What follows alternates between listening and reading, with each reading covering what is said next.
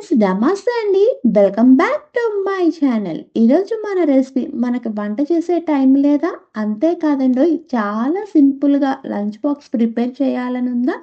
అయితే నేను చూపించే విధంగాను ఒక్కసారి లంచ్ బాక్స్ని ట్రై చేసి చూడండి. అయితే అంటే 5 నిమిషాల్లోని చాలా సింపుల్గా, టేస్టీగా, హెల్తీగా ఎలా చేసుకోవచ్చో ఈ వీడియోలో మీతో షేర్ చేసుకోబోతున్నానండి. పొయ్యి వెలిగించి పాన్ పెట్టుకుని దీనిలోకి 1 టేబుల్ స్పూన్ శనగపప్పుని తీసుకోవాలండి. ఈ శనగపప్పుని ఒక్క నిమిషం వేపుకోవాలన్నమాట. తర్వాత దీనిలోకి 1 టీ స్పూన్ మినపప్పును కూడా వేసుకుని దీన్ని కూడా ఒక్క నిమిషం వేపుకుందామండి. ఇలా వేగిన తర్వాత దీనిలోకి రుచికి అనుగుణంగా ఎండుమిరపకాయలు, 2 టేబుల్ స్పూన్ నువ్వులను వేసుకొని లో ఫ్లేమ్లోనే పెట్టుకొని వీటన్నింటినీ చక్కగా వేపుకోవాలన్నమాట. ఇక్కడ నువ్వులన్నవి కొంచెం చిటపట అనే అంతవరకు వేపుకోవాలండి.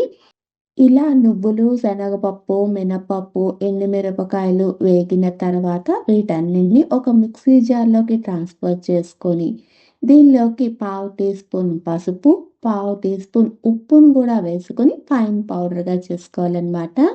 ఇలా చేసుకున్నటువంటి పౌడర్ని పక్కన పెట్టుకుందాము.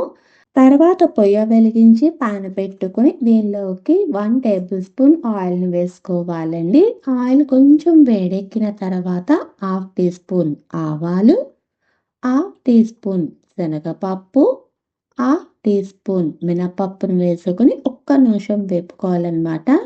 ఇలా వేగిన తర్వాత దీనిలోకి సగానికి కట్ చేసుకున్నటువంటి 2 ఎండుమిరపకాయలు, 1 టేబుల్ స్పూన్ జీడిపప్పు, ఫైన్గా చాప్ చేసినటువంటి ఒక చిన్న ఆనియన్, ఫైన్గా చాప్ చేసినటువంటి మీడియం సైజు క్యాప్సికమ్ ఒకటిని వేసుకొని ఒక్క నిమిషం కలుపుకోవాలండి.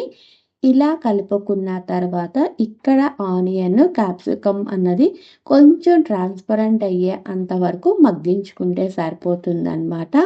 అందుకని దీనికోసం కొంచెం ఉప్పును కూడా వేసుకుని అంతా బాగా కలిసేటట్టు కలుపుకోవాలండి. కున్న తర్వాత ఇవి కొంచెం ట్రాన్స్పరెంట్ అయ్యే అంతవరకు మూత పెట్టుకుని మగ్గించుకుందాము.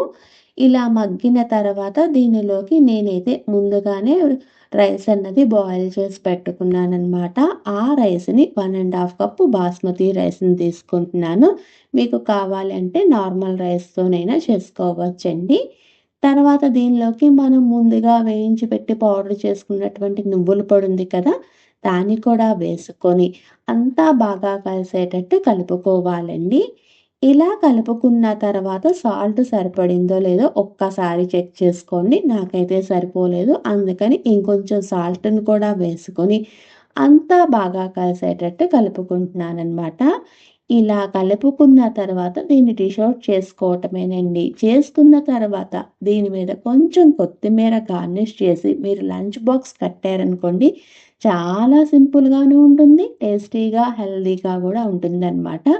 అంతేనండి, ఎంతో టేస్టీగా ఉండేటువంటి నువ్వుల క్యాప్సికమ్ రైస్ రెడీ. మీకు కానీ ఈ వీడియో నచ్చితే please like, share and subscribe. Thanks for watching.